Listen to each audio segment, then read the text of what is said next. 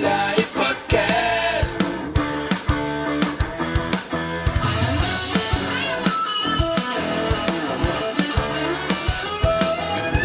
Oilerslive podcast.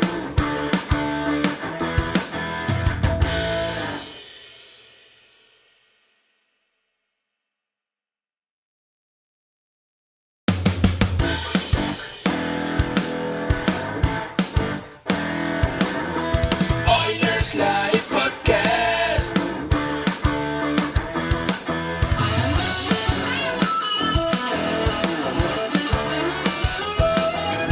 Oilerslive podcast.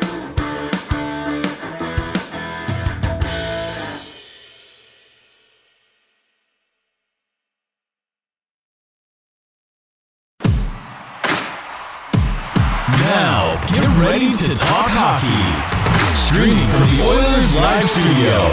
Subscribe or follow today.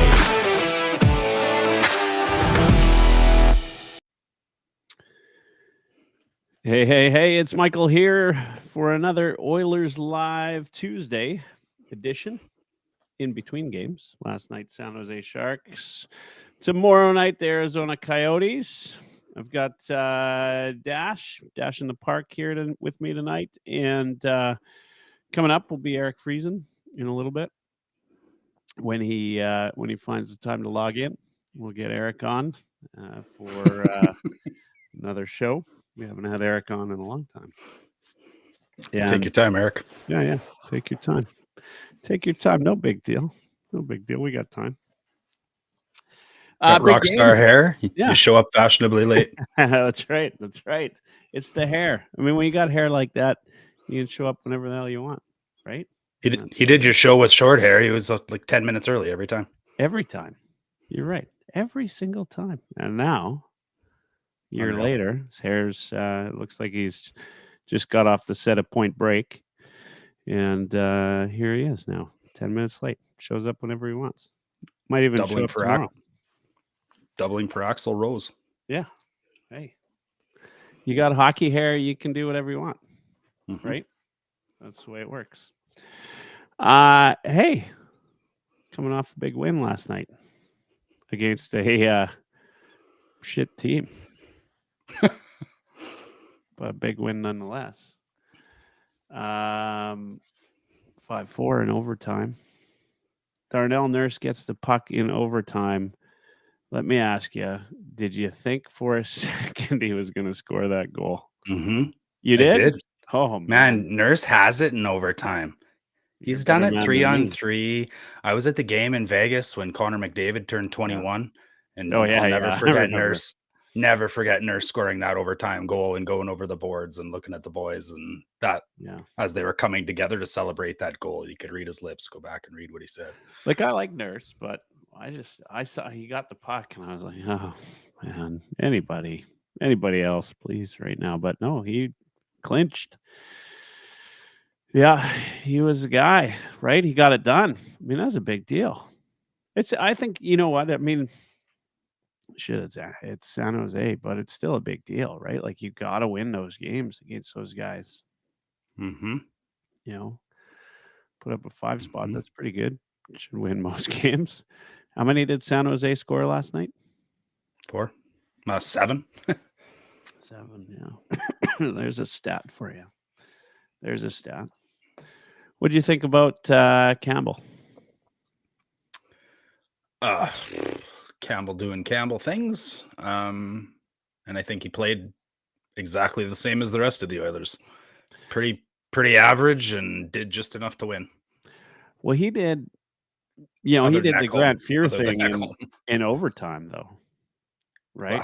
Like that save in overtime. That's unreal. Ekholm. What did Joaquin Gage tell us about saves like that? Yeah. No, that's true. That's true. What did Joaquin Gage say? I know what he said. What does everybody? Tell everybody else what Joaquin said. Well, I welcome Eric Friesen into the chat. That if you got to make a big windmill glove save, or if you got to go diving across the crease to make a big save, Sorry, I'm so distracted by Eric's flow. Hey, do that again. Can you flick it a few more times? Yeah, is that good?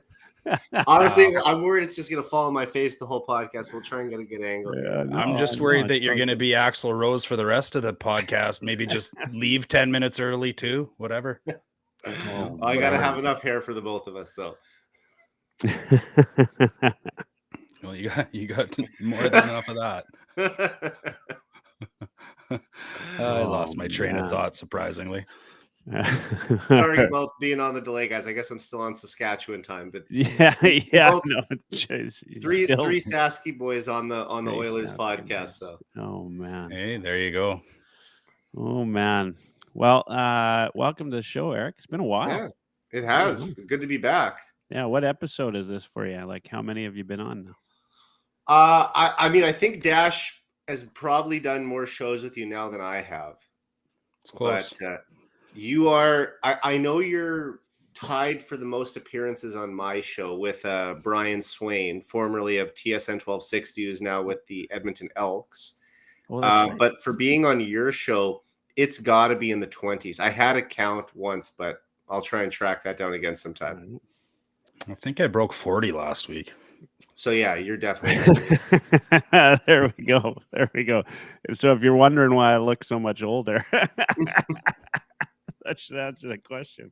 Huh? Yeah. You know what I love about having Eric Friesen on the show? I get older, but he stays the same age. I mean, I'm getting older too, guys. So like, I'm not quite caught up to you yet, but the hair's getting longer. Yeah. Hey, welcome some folks on the chat. We got some stranger on YouTube tonight. Durst is watching on Facebook. Got some folks watching on Twitter tonight. Durst says, if you guys look on Instagram, there's a video from behind the net of the goal, and Nurse was absolutely flying down the ice. Nurse has got wheels. I mean, that guy's he's always been one of the better skating defensemen in the league. So, of all the criticisms that people have for him, I don't think that should ever be one. Oh. I asked before you got on, Eric. I mean, you missed. I mean, that the first half of the show. I asked Dash how many goals were scored. Some stranger says Campbell let in 7. This is a big deal. I know you always try to look at the bright side of things. Yeah, I mean, and if you want to say that there were 2 posts, I guess you could say 9 pucks got past him, but at the end of the day, still did enough to win. And I think he almost has twice as many wins as he does losses. So no, it's a ridiculous stat. He's getting the goal support when he's in net. He is.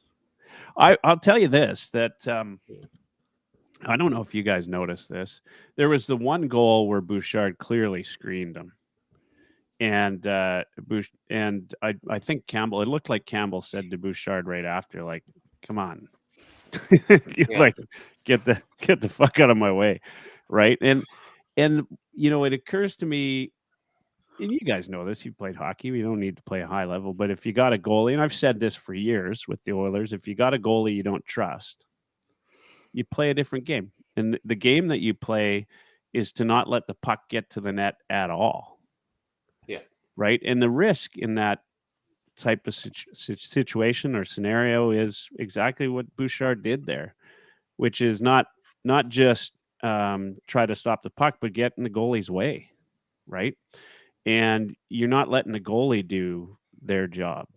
Yeah. And I get it because, hey, when you, when you're doing the Talbot thing and letting in the first goal, especially after the kind of season Campbell's had, I mean, immediately you lose confidence, right? Like if you're the Oilers, are you not sitting on the bench after that first one goes in and just saying to yourself, like, again? It does inspire a lot of confidence early on for sure.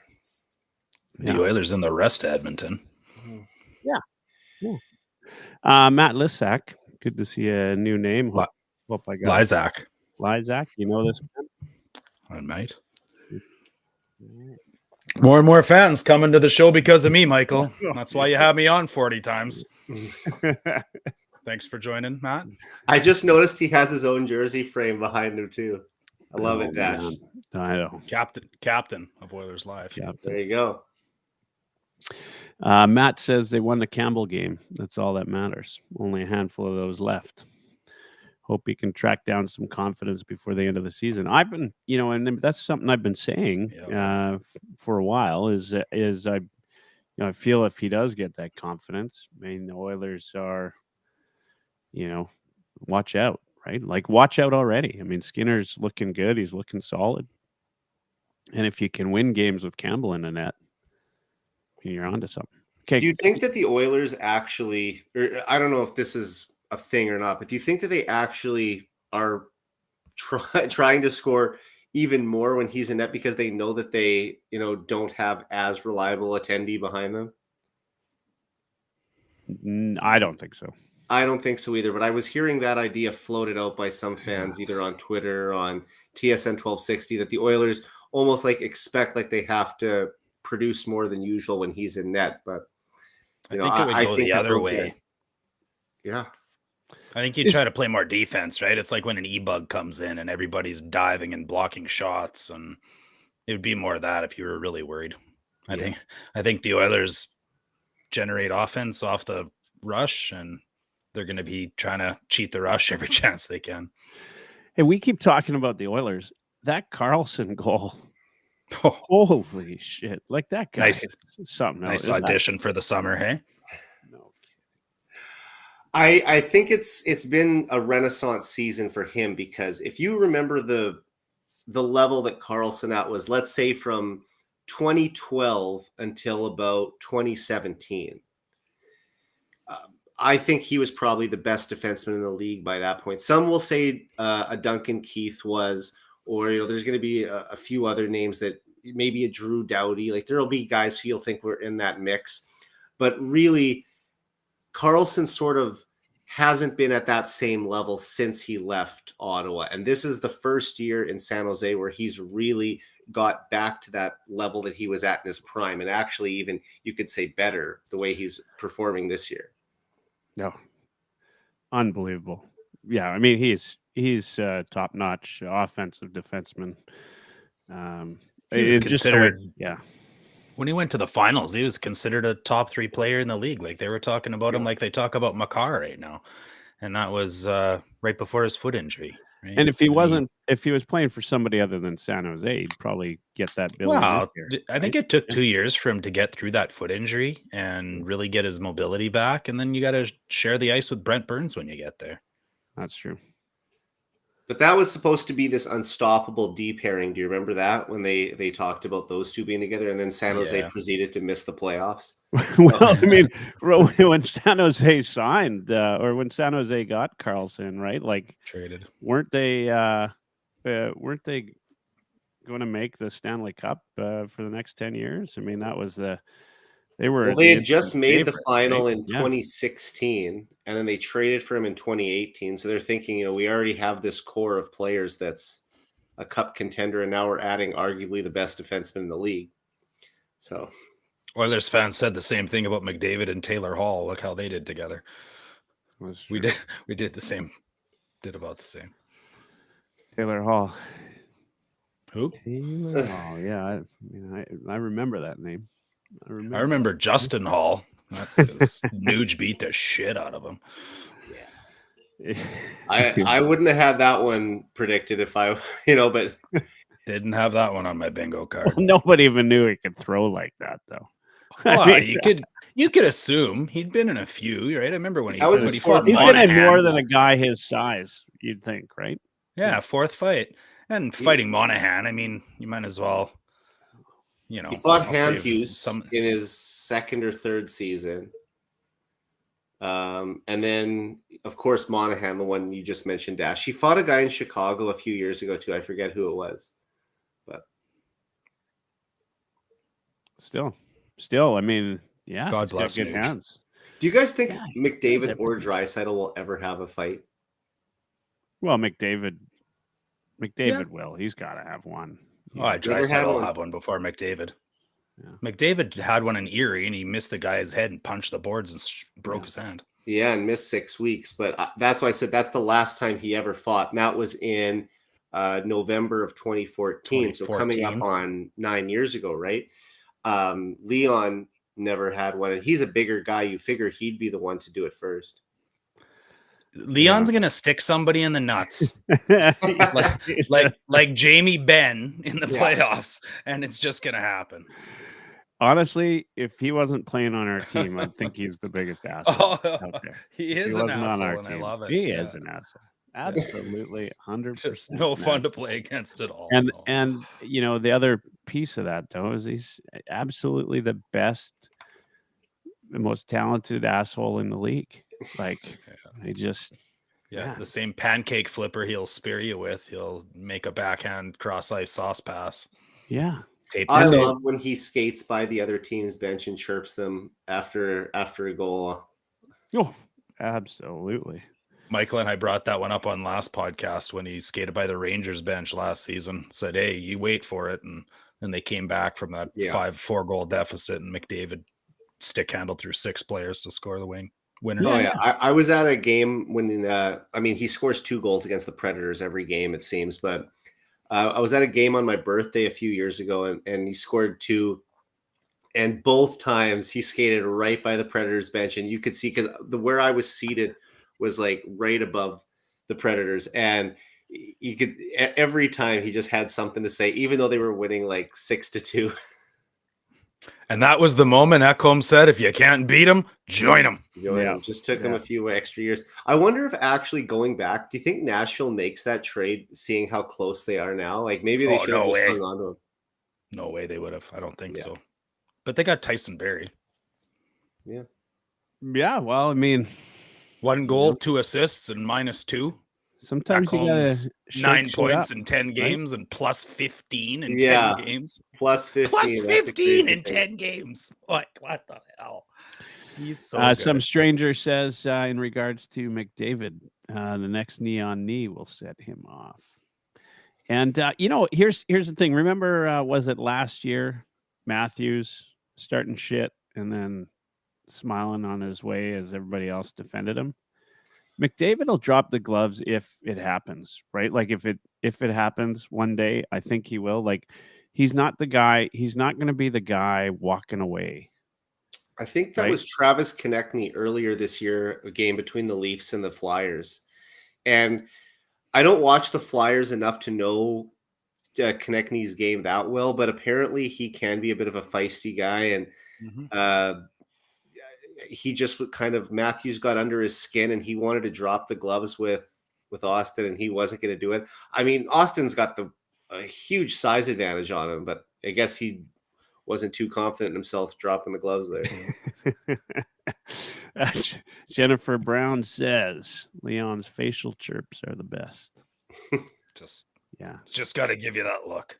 Yeah. He's so sexy. He's just so sexy. He's awesome. You know, this team is this team, right? Like all in all, I mean, they have a good, you know, grit to them, right? Like right from the leaders, right? Like Leon and Connor.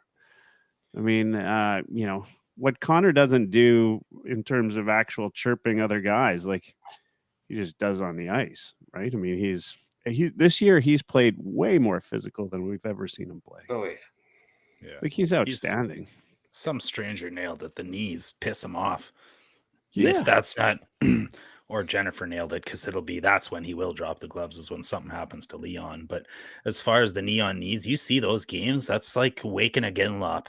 Just like, once one of those guys connects, whether it was Niger or Giordano or whoever, it seems that he just takes off after that. And so he didn't score last night. This maybe switching topics a little bit, but all this what Leon a game! Talk. What a game! Leon didn't score on the one-timer last night, but the one-timer was back. Like, have we seen him make that many shots like that in a game this season? I noticed he's a lot more physical in the face-offs too. Did you notice how many face-offs he was winning with his feet? Yeah. Like like the whole second half of the game, right? He just rushing guys and kicking the puck. Yeah. He was 20-9 in the face-off, and probably of those 20, won 12 of them with his feet.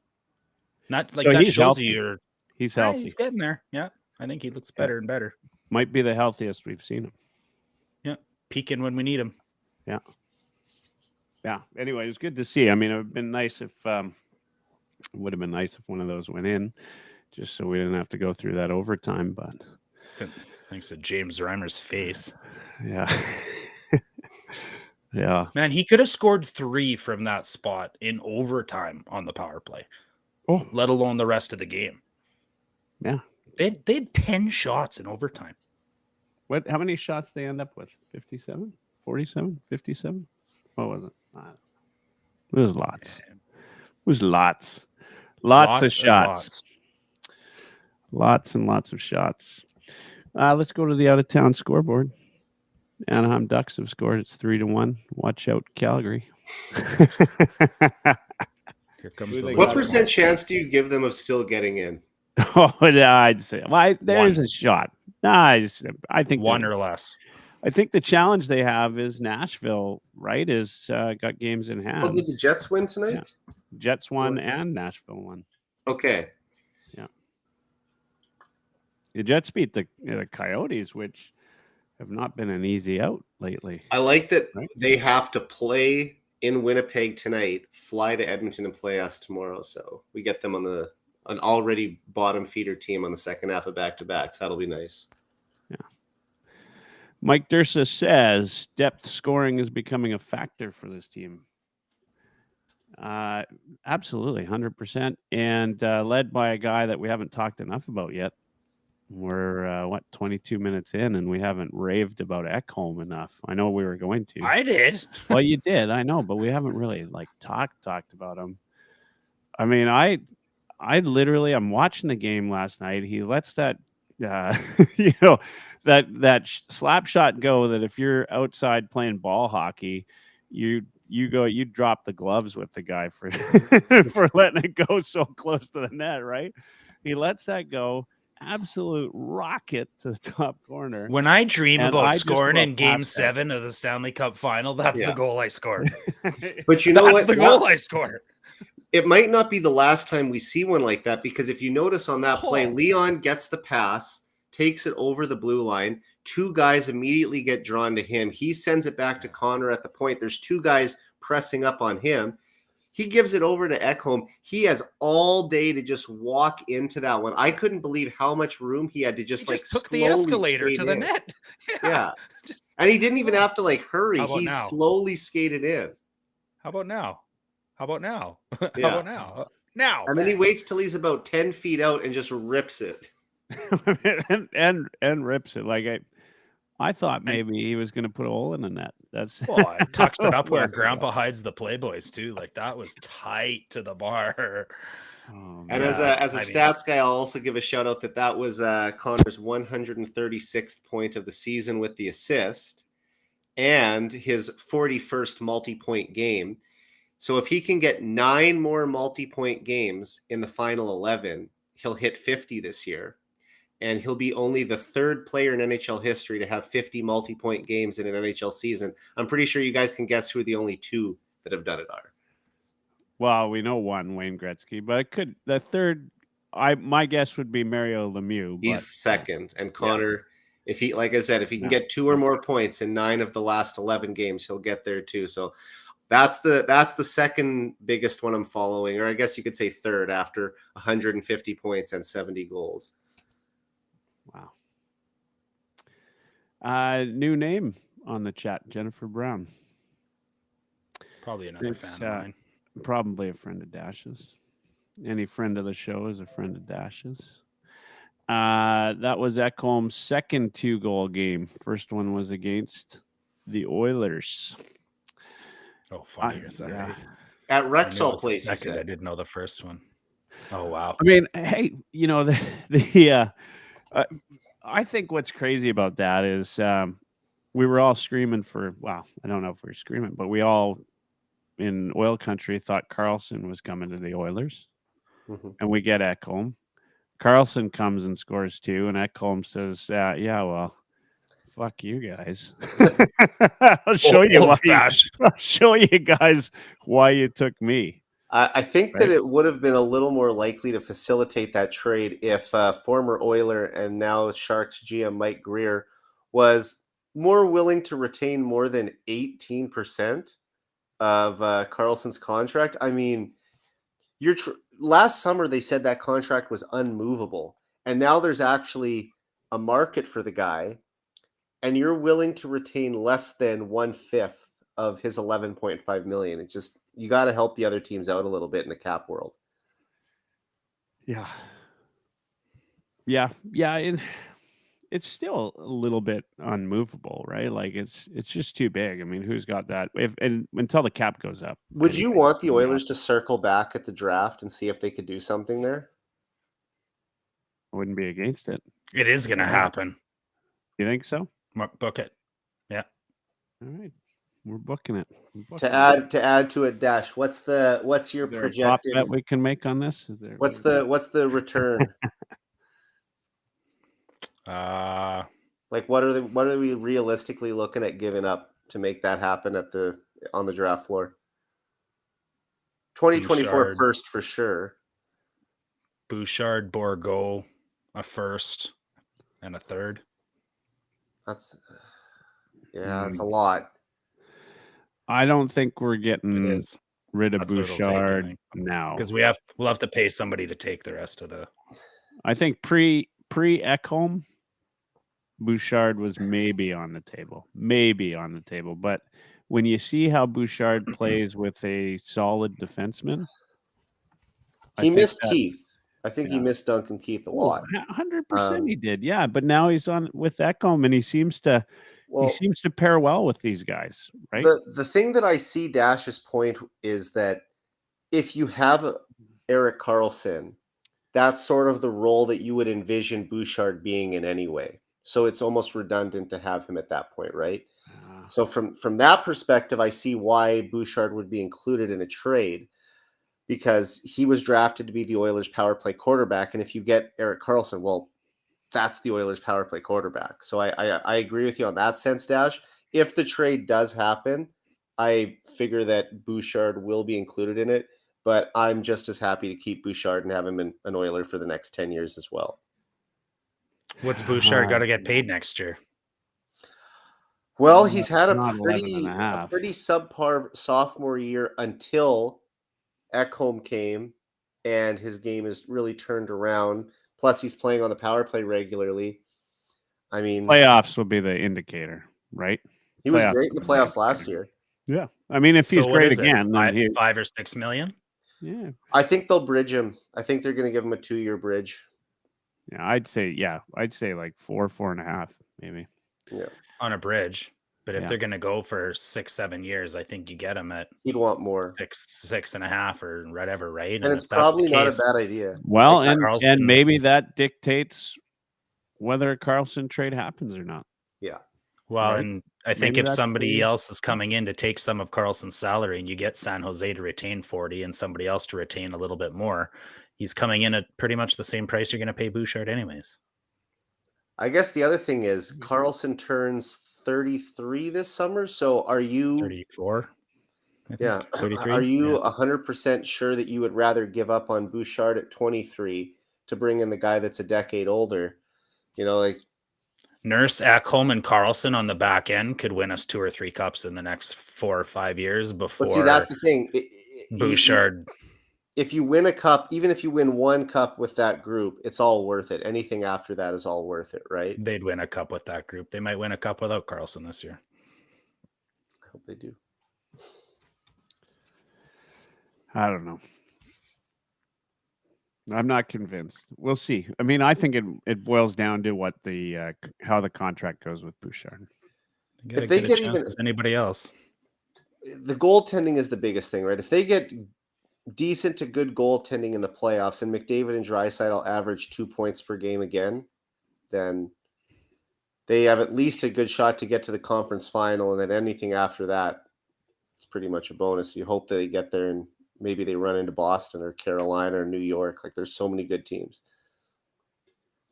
Yeah, I mean, the Oilers are a good team now, though. I mean, that's the that's the change, right? Like I not that they weren't good last year, but they're better this year. They might not better. finish with as many points. They might actually have a better regular season last year than they did this year. Yeah, they're just better all around this year. I think from Dursa said it. There's some depth scoring. You got guys up and down the lineup. This team has played. Played with guys in and out of the lineup the last few weeks, and they've got it done, right? If Evander Kane was healthy all year, like that, Evander Kane healthy all year probably is worth 2 more wins. And then you think about all those overtime games that they lost. The Oilers have 8 overtime losses in between when when McDavid scored his overtime winner back in November, which was their only other one this season. They lost 8 games in extra time until just last night. If maybe even half of those result in a win, we're talking about the Oilers tied for first in the division right now. We need Kleem to go back to the way he was 3 or 4 weeks ago, though. And playoffs will bring that out. Yeah, I agree, Dash. Yeah, I think so. Playoffs will. I hope so. He's going to be our Pistani. Evander Kane was a defensive juggernaut last night. What were the stats on him, Dash, last night? Who? Sorry, I missed Evander Kane, I said, was a defensive that was a bad night. Yeah. He was absolute dog shit. Do you want me to read the stats? Yeah, Is that what you said? Give the folks the stats. These are some of the worst individual game stats I have ever heard from a top 6 winger in my entire life. How does that sound? I think Cult of Hockey gave him a 1 out of 10 or a 2 out of 10 on their game grades. I heard Bruce McCurdy say that last night. Yeah. He had in 15 minutes of ice time. His relative Corsi was minus 26. His relative Fenwick was minus 37. His relative shots for were minus 31. He was on the ice for 0 goals. He was on the ice for 3 against. He had a minus 43 goals for percentage. 2 scoring chances for, 11 scoring chances against, 1 high danger for, 8 high danger against. Cult of Hockey had 6 high danger against him. And they said if a winger has 2, he's had a bad night. So to have 6 and then have 3 go in against you, bad night. Sounds like my defensive numbers from playing minor hockey. Yeah, it was not pretty. Not pretty. I mean, crooked helmet could put up better defense playing on that line. Jennifer says it best on the chat there. The team was not playing good. They got lucky. They get, a little bit thanks to the video coaches. Well, 2 straight games they haven't had their A game where they've got the victory, right?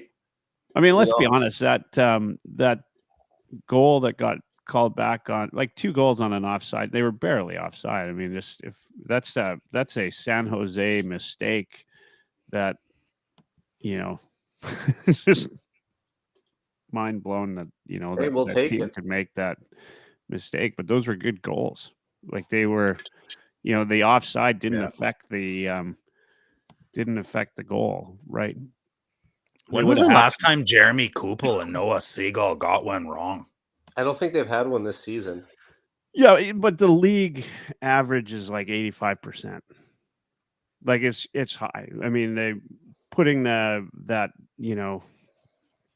taking it out where, if you put a challenge in that gives you a penalty. I mean, that's changed the way everybody views it. They're 100% on if they, the only time you'll see somebody go for the challenge in an iffy situation is at the end of the game, right? If it's momentum shift, or whatever. Shift. Yeah, I'd like to see if somebody keeps stats on that because I mean, it is. It's 85%. It's 85% is the average of challenges that are overturned where the goal has been overturned. What is the percentage of Oilers goals that are disallowed that were scored by Zach Cassian or Zach Hyman? It's If your funny name you is bring up your name is Cassian. Zach. Well, those two always have had the disallowed goals. It seems. Yeah, there was that one Hyman year took that it over. Cassian had a ton. Yeah, and now his namesake's taking it over. It's always Hyman. Lixie Lux, another new name on here. Must be a friend of Dash's. The fans Getting some new fans in. New fans. Far fewer power plays for the Oilers in the playoffs. Obviously, I think. Do you that's really true, think although that though? I mean, like they're not getting many right years, now. I mean, well, they did last night. I guess they got a few. Of course, I think that, Eric. Yes, for sure. You think the Oilers are all of a sudden going to get a bunch of power plays in the playoffs? No, but have you watched the last 5 years? Are they going to get there fewer? There were more power plays for Edmonton last year than there were the previous two springs.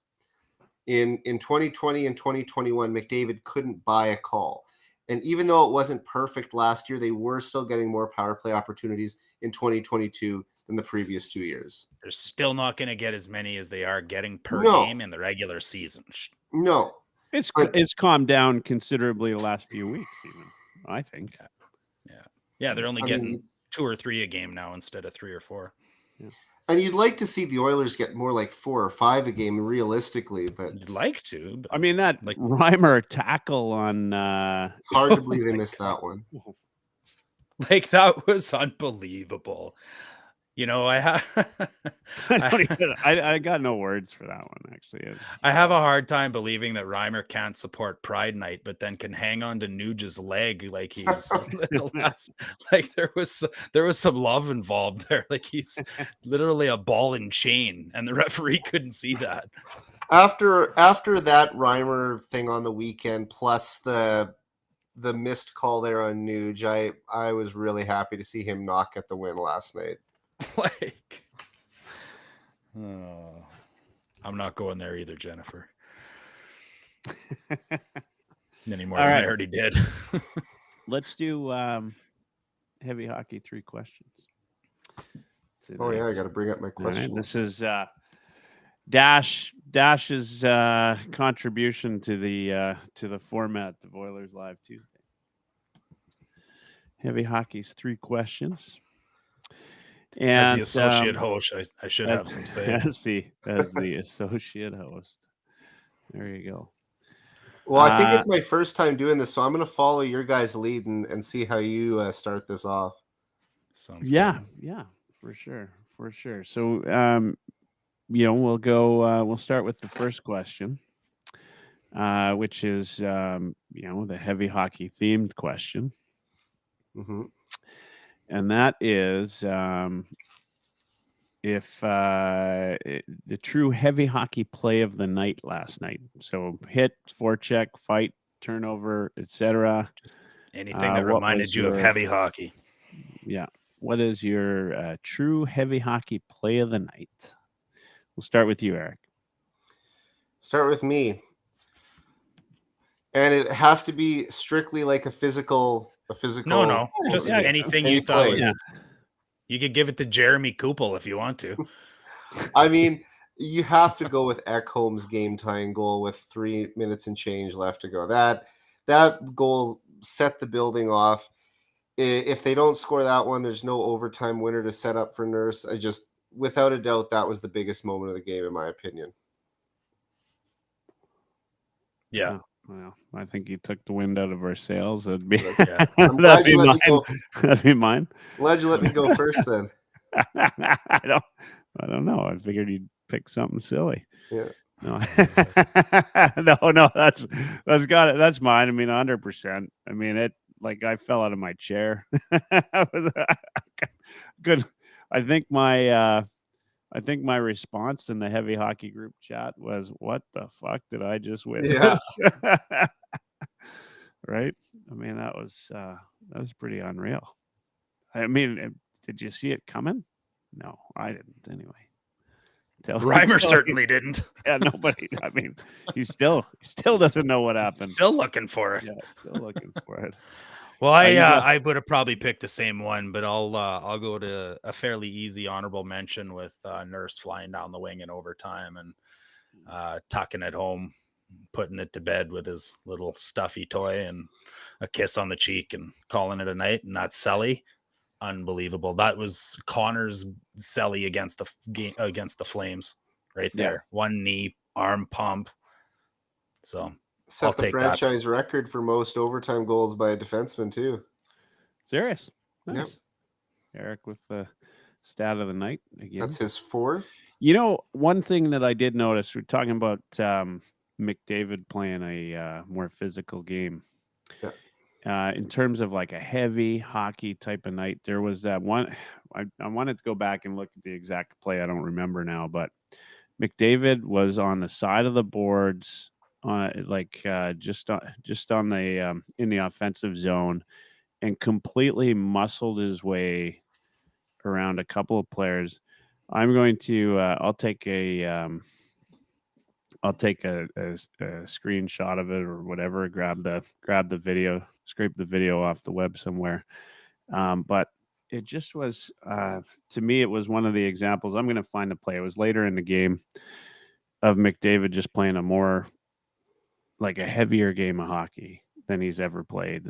Like, he's just ridiculous this year. Absolutely ridiculous. I started to see that even a little bit in the playoffs last year, where he was more physically engaged, and he's always been the fastest player in the league, but he was winning more races to pucks in the corners, out muscling guys for the pucks. You're just starting to see that element of his game start to really develop.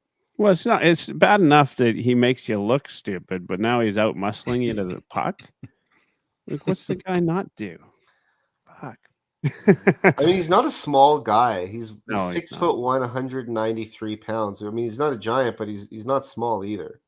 You know what he doesn't do? Go scoreless. That's right. He doesn't go. He's had, you know what I heard the other day? He's had 7 games this year where he didn't have a point, and he's got 10 4-point games. He does have 10 4-point games. I had a tweet about that a while ago, and that is the most in the salary cap era.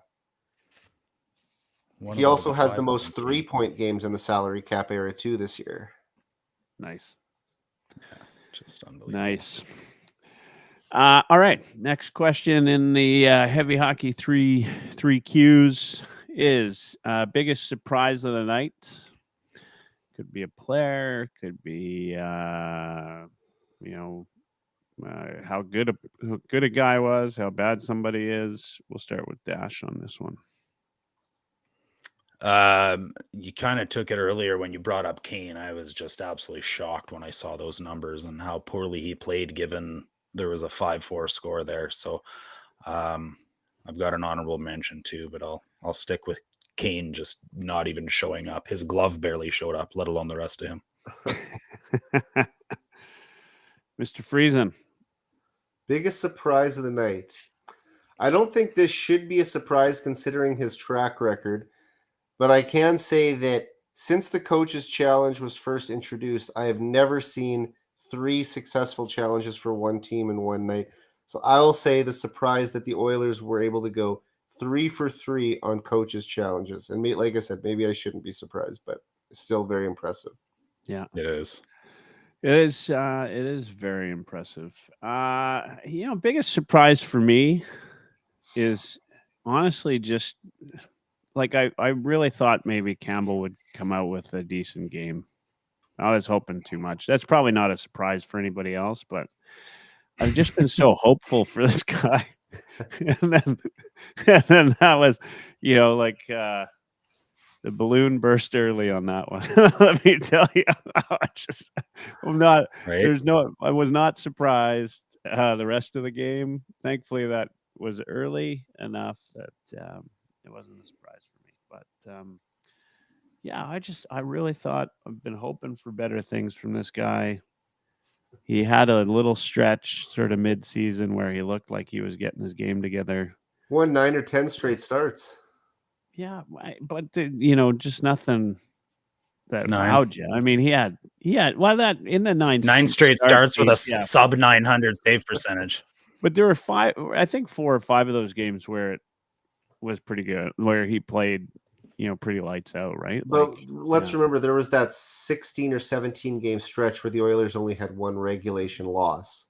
So it was a full team effort to get that record, and he was the benefactor of. winning some of those. Yeah. All right. Honorable mention on the surprise, a game that scored 9 in the score sheet, but 13 goals in the game on 84 shots. I thought I heard somewhere around 150 or 160 shot attempts, and 3 defensemen are the 3 stars. Yeah. There's a comment in the chats here. McDavid can smell the cup and he's hungry for it. I like that. Yeah. Hell yeah. I think McDavid right from game 1 this year. Will. Like, I just think he came to prove something this year. He picked up the first of his 10 4-point games against the Canucks in that game 1, and it just hasn't stopped rolling ever since then. Yeah. Like, I can't remember where I heard it, but I think he took the Hart Trophy and everything personally last year. He'd be the last person to admit to that. But I've heard that on several different radio shows that, he and you're right, he wouldn't admit it, but you can tell that if he said 60 goals is the new standard for a Hart Trophy, okay, well, I'm going to do that. Yeah. He could do it by the end of the week. He could do it tomorrow night. 2 goals. Yeah. I mean, you just can't book it. Yeah. And actually, if he gets the hat trick, I'm going. His hat trick goal would be his 300th, so he could get the 60th of the season and 300th of his career out of the way in one night. I just want to see him get what does he need? 60 and 73. That's what Austin had, was it? He's got tomorrow's game 72, so he has to do it tomorrow night to get there faster than Matthews. Yeah, that's the only thing I want. I don't want there to be any doubt with any Leafs fan out there. Oh, I don't even care. Even if we know he's going to get more than 60 this year. Yeah. So even if Leafs fans say that Matthews got there quicker, Matthews still finished at 60 and McDavid's going to finish higher. I don't care if he took longer. Eric, we need to erase any doubt. Don't let them hold on to anything. I'll tell you, I was a university student in Toronto during the McDavid Matthews era, and not the easiest place to be a McDavid fan. I'll tell you that. Surrounded by the biggest Leaf fans you can imagine. Yeah. No, I mean, hell, I lived in Calgary for a long time. So did I. Right. As I said, I keep going to school in cities that hate the Oilers. First Calgary and then Toronto. Quit it. We got one more part to these 3 questions. Last part, each of us has a question. We'll ask the other 2. I will start with mine.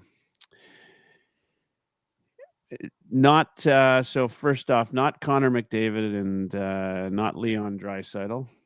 If you could pick any other Oiler other than those 2 on how to score goals in the NHL, on how to teach your child how to score goals in the NHL, which player would it be? Don't have kids yet, so I'm going a couple steps ahead here. Yeah.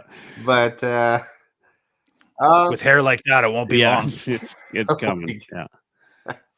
Okay. I will say I'll go with a guy like David Pastrnak, I guess, if I can't. No, on the Oilers. On the Oilers. Okay, Oilers. on the Oilers. Yeah. Jennifer, really you got to pick one. I like Duge's quick little release.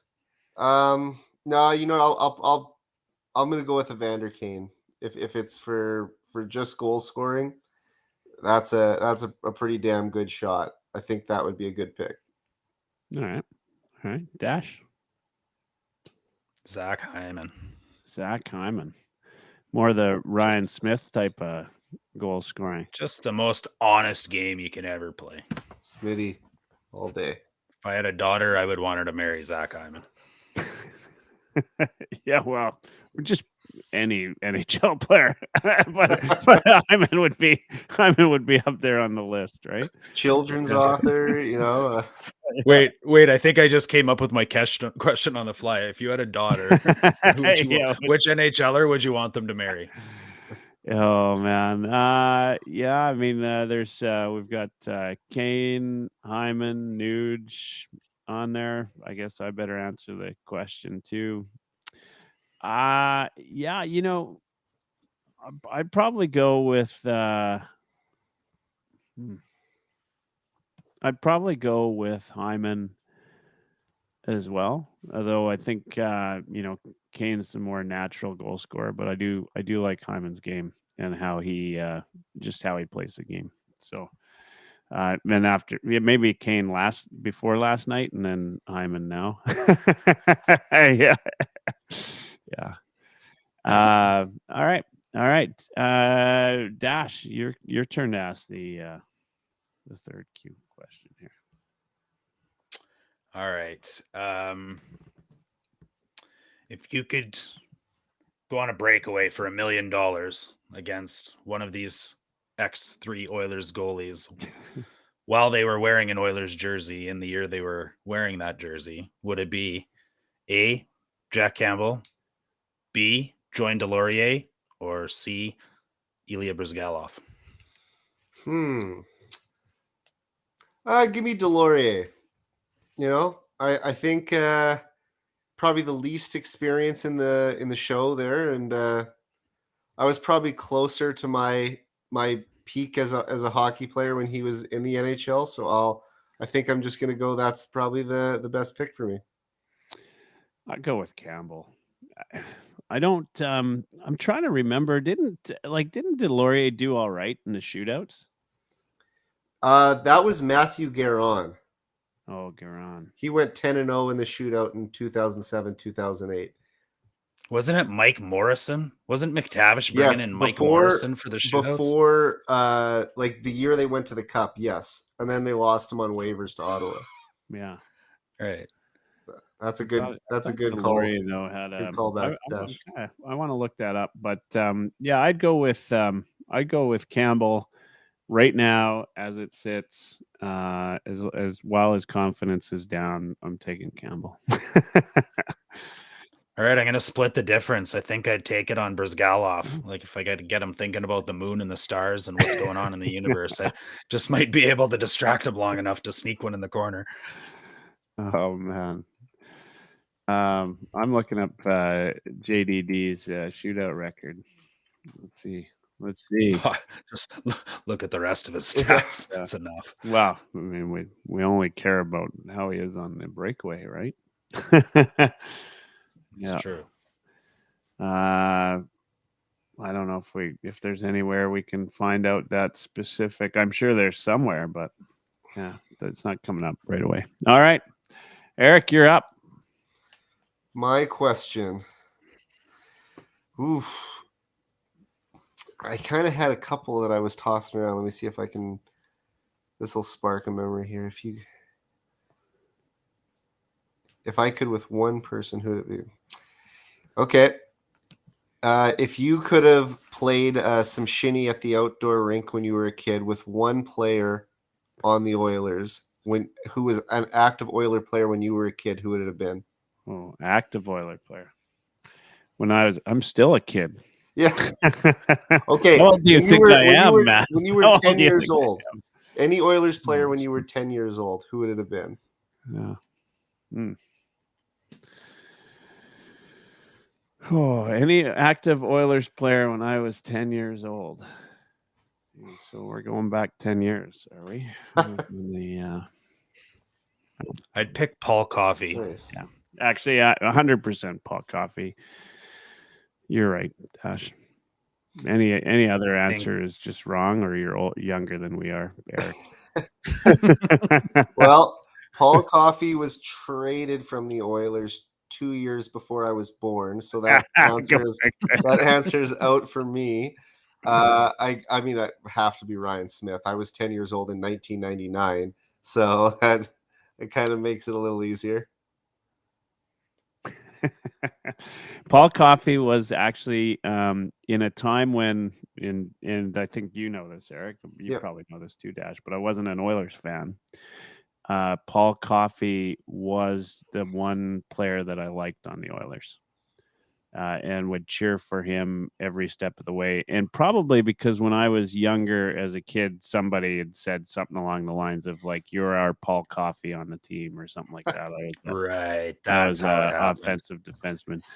They were like, "Hey, Yeah. while you're healthy scratch, can you get a cup of coffee?" I'm talking about when I was a kid. This must have been before the growth spurt, because you are quite a bit bigger than Paul Coffey. No, I am certainly a lot bigger. Actually, when you were 10, you probably were. The thing, and so that was like when you're a kid and you don't really, I mean, you're not paying attention out there. So somebody says something like that, and you're like, "Oh yeah, well, I love that guy," right? I have no idea. So anyway, that was in fact, I had the cutout of him when he broke Bobby Orr's record when he was holding the puck on the Sun the next day before you were born, Eric. Yeah. I think someone I made this commenter, Jennifer Brown, saying she's feeling so old right now too. That's right. Way to make some of us feel old right now. Oh man. Tell you, but Paul Coffey, that's absolutely 100%. Although I wouldn't have minded 10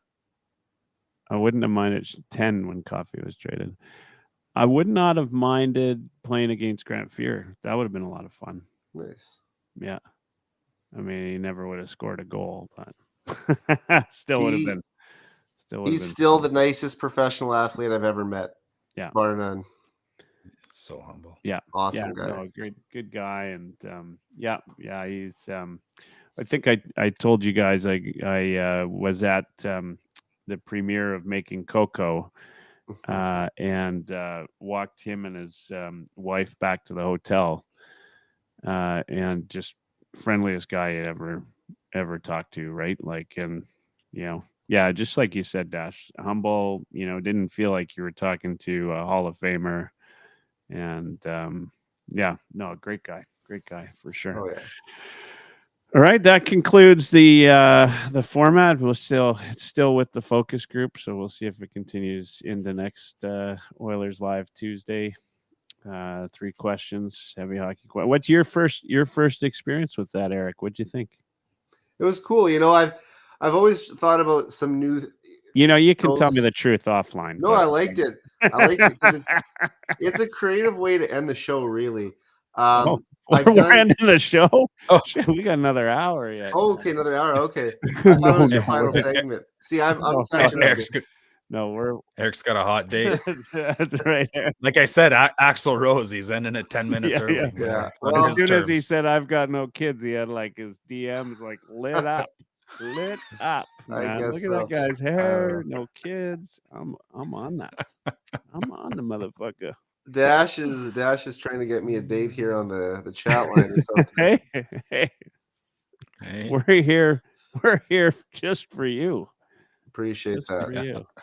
My heavy hockey, go read Lotzie's my heavy hockey teammates looking out for me. We will start to wind the show down though, Eric. Okay. Only because you said.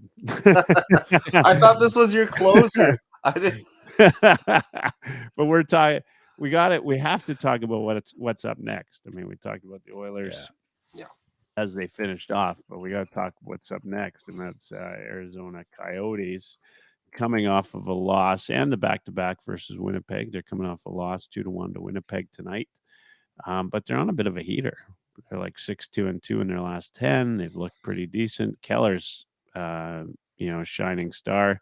Looks like Chikrin was the problem in Arizona, so it's a good thing we didn't get him. Just like Ekholm was the problem in Nashville, it turns out. Obviously. Yeah, obviously. No, but Arizona's in town, and then Vegas, and then Arizona again, and then Vegas before. I was hoping to go to that Tuesday. one. My parents spend a part of the winter down in Phoenix now that they're retired, and that was a game that I was considering going to. So unfortunately not this year, maybe next. Lotzie and I are going to the Oilers Ducks game on April 1st though. So nice. Nice. I'm gonna mark that down because I didn't get a invite, but that's all good. I didn't know if you were flying out Well, you from got the East Coast or not. I'm nobody. Don't worry about me.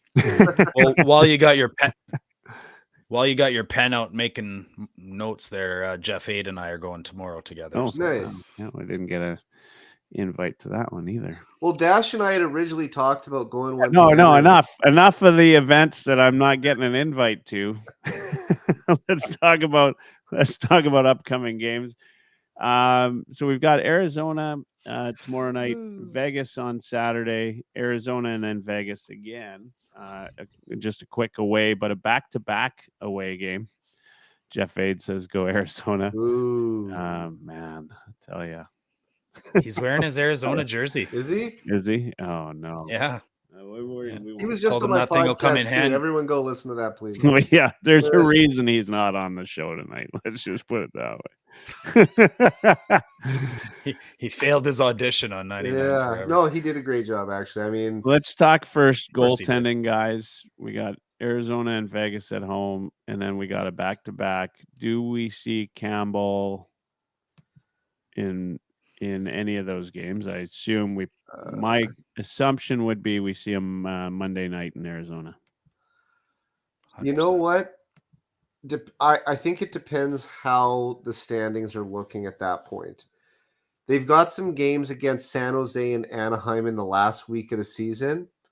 I could see Campbell getting one of those games, but other than that, I wouldn't be shocked if Skinner just is the guy the rest of the way other than that. Yeah. Mm. Run the table. Yeah, like if there's what 11 games left, if Skinner played 9 of those 11 games, that would seem about right to me. Okay. Dash? I'd mark him down for 3. I'd say he's getting the game in Arizona because it's a back-to-back, and then you give Skinner Vegas the next night. I'd say he's probably also playing the Wednesday, April 5th game in Anaheim, given that Skinner will probably get the start against LA the night before. And you might as well chalk him up for the last game of the year against San Jose. Yeah. I think You don't want Skinner hurt in the last game of the year if it doesn't mean anything. And quite honestly, I think that, and I think our entire season is going to be dictated like where we fall in the standings between March 25th and April 4th. It's 4 out of 6 games where we play LA and Vegas, and I think that'll determine where everybody slots right there. Okay. Oilers obviously want to go in hot into the playoffs, and no better way to do that than divisional games. They're they've won their last 8 in division or 9 in division. I'll count. Well, I think it's 8. If I'm not mistaken. I know Eric's our stats guy, so I was counting on him to come up with that one for me. But I'm pretty sure it's won the last 8, although last night was up for grabs. Big stretch, I think. Like I think these, obviously these games, Vegas and LA, right? Key games for the Oilers just to kind of show where they're at, right? 7 in a row. Yeah, 7 in a row. Yeah, they lost to LA on January 9th. All right, there you go. We're going to see a much better game out of them tomorrow night. Yep.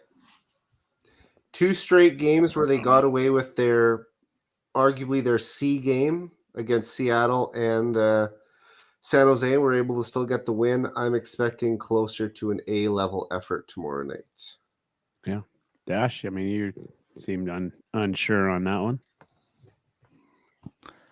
I think the Oilers are going to do what the Oilers always do and have a terrible start until someone slaps them in the face or they decide to start trying. And then at the second period, they'll, just like they did last Tuesday and just like they did last night, start the second period and go, oh, no, we're the dominant team. That's right. And then we'll score 6 goals in 2 periods, and the final will be 6-2. McDavid will get to 60, and they'll have played like shit in the first period. Yeah, they do seem to they've had that. I mean, you got to get rid of that before the playoffs happen, right? Like you can't play that style of game come playoff. Like Lixley Lock said, you're not going to get the playoff or the power play opportunities in the playoffs to make up for those shitty starts. Yeah. Like you gotta, gotta play a full game. But they've been playing like that lately, right? Like they're just doing enough to win. They're not, other than that game against Toronto. Yeah. I mean, they that one was pretty dominant. 5-2 game. I'll agree with Eric on the A game, but it probably won't come until about 3 minutes into the second period. Yeah. Then they'll turn it up. But I do appreciate your positivity. I feel like there should be Skittles falling in behind you or something. And speaking of 4-point games, it'd be a great night for McDavid to get another one and just bump that point total right up to 140, a nice round number. Yeah, round up. Yep. Yeah. He's not even competing with anybody else in the NHL anymore. He's looking over his shoulder going, yeah, that fucking Bedard's got 140 points and 60 goals already. Well, the crazy thing is Connor could not play the last 11 games and he'd still win the Art Ross trophy. Still win and the Hart. I mean, he's 30 points ahead of Leon right now. And Leon, even as great as Leon is, wouldn't put up 30 points in 11 games. So that's essentially locked up. Is Leon going to finish second in goal scoring this year? He's 4 behind Pasternak right now. Yeah, I think he'll get to 50. I feel like they're trying to get him 50. Yeah. I agree with Dash. I think he'll get 6 goals in the last 11 games to get to 50. And another cool thing about that is they'd be the first teammates since Lemieux and Yager in the mid-90s to both score 50 goals in the same year. So I'm hoping that would happen. Would be pretty awesome. Would be pretty awesome. Jennifer Brown's just commenting here. Connor needs to hit 150 on April 1st going to that game. Jennifer, I'm also going to that game, and I also am hoping that Connor is going to get 150 points on that night. I was trying to plan it the best I could. He needs to get 14 points in the next 6 games, including that one. So tough task, but definitely not impossible for him. Not close to impossible. Is it? Yeah. I mean, I said it earlier. If he's left off of the score sheet for less than 2 points, right? Like you start to wonder, like, is he injured? Is something bugging him? Is he not feeling well? Right? Like he just seems good for 2 points at least. Well, I mean, he's averaging 1 point. Think about it anymore, right? You know what's kind of a crazy stat? Wayne Gretzky finished his career with a 1.92 points per game average. And McDavid has a 1.92 points per game average this year. So just to kind of encapsulate Gretzky's career, the level that McDavid's at right now was Gretzky's average from day one till the day he retired. 19 seasons. Yeah. That's all right. Unbelievable. All right. Yeah, it's pretty good. When you have more assists than anyone else has points, you're pretty good. Until Connor eventually comes along and is the second guy to hit 2,000 points. But Gretzky will hold that record for a long time. Yeah. Unreal. Oh, some stranger. Unreal. Let's do that. I want to chant. We want 10. I want to chant. We want 10 with Jeff Aid sitting beside me wearing an Arizona jersey. No, Jeff and I had a talk the other day, and he told me that the Oilers are, well, not quite his second favorite team, but when the Sabres are out in the playoffs, he'll show some support for the Oilers. So I'm a little surprised that he's not going Oilers on that night. No, I want to know because Jeff's been pretty critical of the Oilers on occasion. I haven't talked to him lately. What his thoughts are on the Oilers? He's your polar opposite, Eric. You're forever positive about the Oilers, and Jeff kind of has this, almost like a lot of folks did during the decade of darkness, like the Oilers are missing something, right?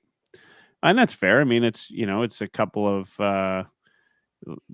like he's from the outside looking in, like he's not a fan of the Oilers, but he's gonna give us some quick thoughts here. So he's still listening in, obviously. You triggered him. Yeah. Or should send him the link. Yeah. you want to join Jeff and Yeah, give your get- thoughts, although we're winding in down.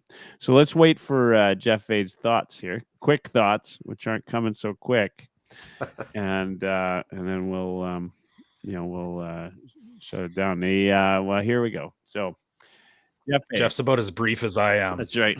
Ekholm trade was amazing. Surprised Holland did that, and well done. He's an amazing player and will be a huge difference maker for them. 100%. You know, I think, did anybody here think Ekholm would make as big a difference as he made? Not offensively. Nobody thinks he's going to get 9 points in 10 games and be plus 15. Anybody that would have predicted that needed to get slapped in the head. There's no way. Nobody video of me saying Nobody exactly that. I've got video of you saying McDavid wouldn't get to 50 goals this year. In 2023, I think I said 20 in the first part of 2023, he would not score. Yeah. Oh yeah. Do we need to bring up Calgary? No. I've never been more happy to be wrong. Yeah. No, I mean it's good. Ekholm is probably the was just, it surpassed anybody's expectations. And just to watch him play, like, it's a treat to watch him play. I mean, I don't think I appreciated just how good he was. Obviously, it's the same player that we've always saw, and everybody knew he was a good player.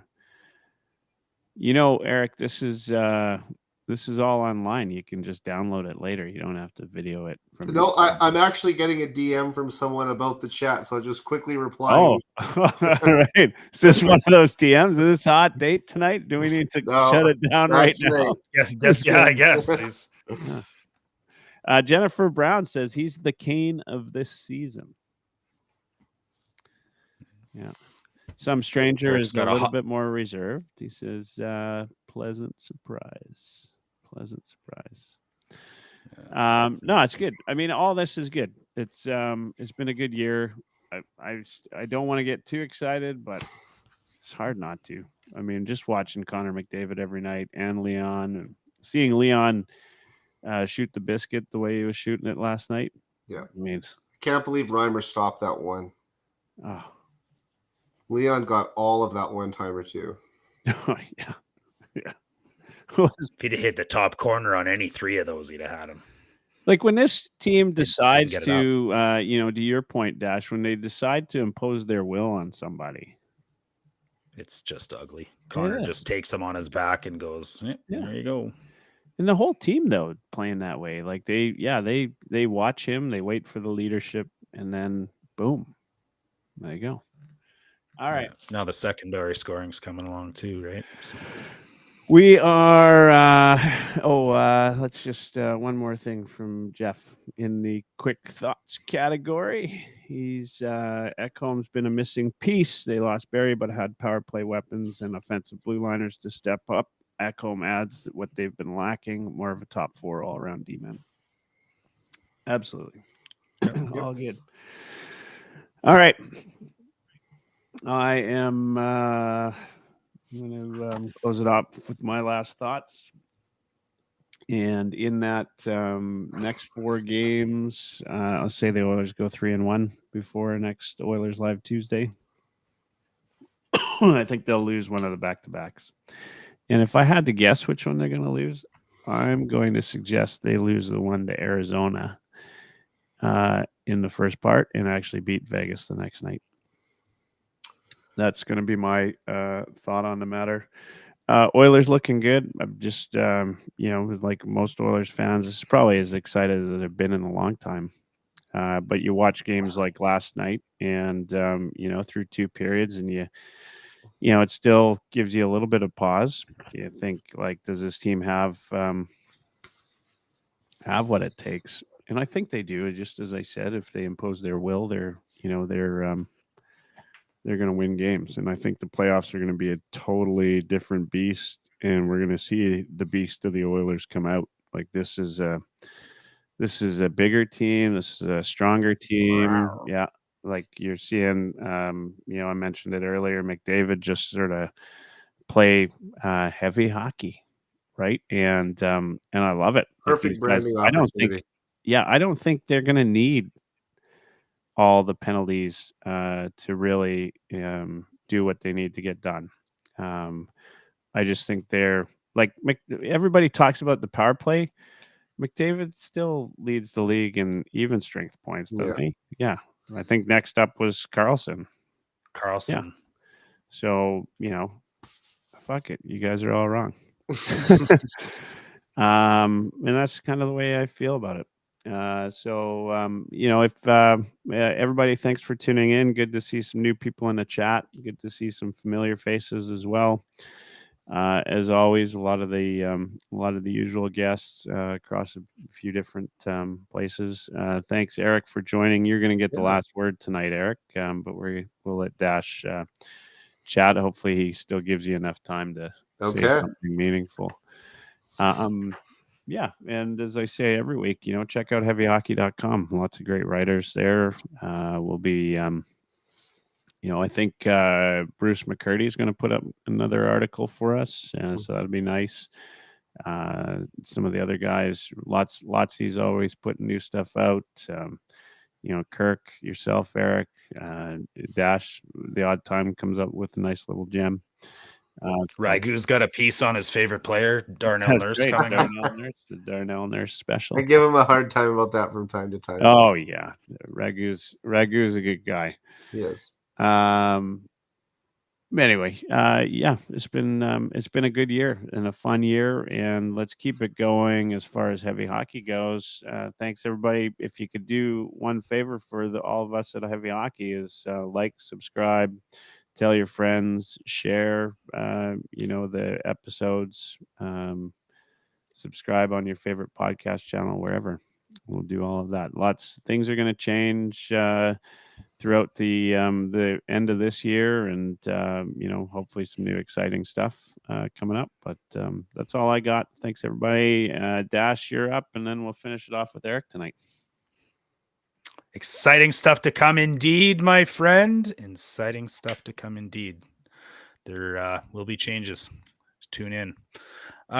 You know what? You said it best, buddy. Just enjoy this ride. I love it. It's going, kind of exactly how we drew it up. We figured we'd be close to a division title and, but not easy. And that's exactly where we are. We're, looking in a good spot, heading back into the playoffs again. We've got Connor being Connor. Imagine what Leon can do on two legs these playoffs. Our secondary scoring's kicking in at the right time. Seems like Derek Ryan's scoring a goal every couple of games. Bubstad's kicking some in. Yamamoto's hot at the right time. Shout out to Yamo last night, by the way. That was maybe his best game of the year. 9 contributions to grade A scoring chances and 0 against. He's just an absolute dog on a bone. And for the people that don't realize how hard he forechecks and how much time he creates for those other players, was it, you said you watched or listened to Call to Hockey last night, Eric? Was it Bruce talking about when, I think it was Bruce McCurdy saying that, they create offense off the rush. So Draisaitl and McDavid will take those opportunities to cheat when they can and try to fly the zone. And when you do that, every once in a while, it doesn't work out, or the defenseman like Bouchard's radar doesn't go off and you don't realize. And everybody who's played hockey has that moment where you're like, oh, F, I got to get back. And Yamo's always the guy back. Yeah. Right. Like there's a reason they want him on his line. And it's just, there's no stat for being the guy that sits back in your own end and covers in case Bouchard needs an outlet, while Draisaitl and Nuge or McDavid and Hyman go up and score a goal. It's just, I love the kid. I wish he was more durable. I wish he was a bit bigger, but he's on pace for 20 goals again this year. That's what Kyler is. So, loving that. I just think that everything's kind of coming together at the right time. We plugged the penalty kill problems with Bugstad and Ekholm. I think we were really missing Mike Smith on the penalty kill this year, and the defense is a lot better, and that was our other weakness. Right. So I think we've plugged the holes. We've got hot at the right time. We're peaking at the right time. I just keep saying it. Why not us? Sure. Excellent. All good points. And as we always do, let somebody take the mic and say the last word. Yeah. And you know the rules, Eric. Say whatever you want to say. I put myself on mute. And when you're done, just give us the sign, which is to say good night to all those fans of your long curly locks. And then we'll whoa. Dash is sweating over there. All right. Well, I'll send them some pics later of the hair from all angles. Enjoy your date at the Patricia after the show. My dad used to work at the Patricia. Oh, geez. He probably threw me out of that place. The Pat. Did he really? Tune in to the next episode of 99 He Forever. was the maintenance manager there in the late 80s and early 90s. So. Nice. Yep. Nice. So when I was 20. Yeah, probably. I think that's a good callback, though, Dash. A little bit of time there. It's no longer there, but yeah, exactly. All right, we're off the rails. Eric, you, my friend, are up. Okay. All I will just say is I know at the end of the day, the wins are what matter most, especially in the playoffs, and this team does have a chance to win a Stanley Cup. But never take for granted what we are watching from number 97 right now. I think back to a game when the Oilers lost against the Columbus Blue Jackets a couple weeks ago, and they rallied when they were down and still managed to score 4 goals in 8 minutes to get close. That brought Connor's point total, like I said, up another 4 points, which he's done more than anyone else this year. All I'll just say is appreciate the greatness we are witnessing. There's no guarantee that he'll have a 150-point season again. He could very well next year, but this is the first time we've seen a player have this dominant of an offensive season in nearly 3 decades. So for him to get 150 and possibly even more points this year or be pushing for 70 goals, this is a rarity. This is something that only the greatest players that have ever played the game have done. And a lot of legends of the game haven't even come close to approaching these totals. So I would just say every game, they're very likely not going to go 11-0 the rest of the way. However, if Connor gets close to 70 goals and if he finishes with, say, 157 points, which he's on pace for right now, just appreciate what you're watching. There were many years where the Oilers didn't even have a player get 80 points between 2001 and 2014, a span of 13 years where they did not have a point-per-game player. Ales Hemsky never quite got to that. He was close. Jordan Eberle never quite got there. He was close. Taylor Hall. But to see this now where McDavid is going to likely get his 80th assist of the season tomorrow night, I mean, it's remarkable what we're watching. Appreciate it. This is special. Not every fan base in the league gets to do this. So that's all I'll say. Good night.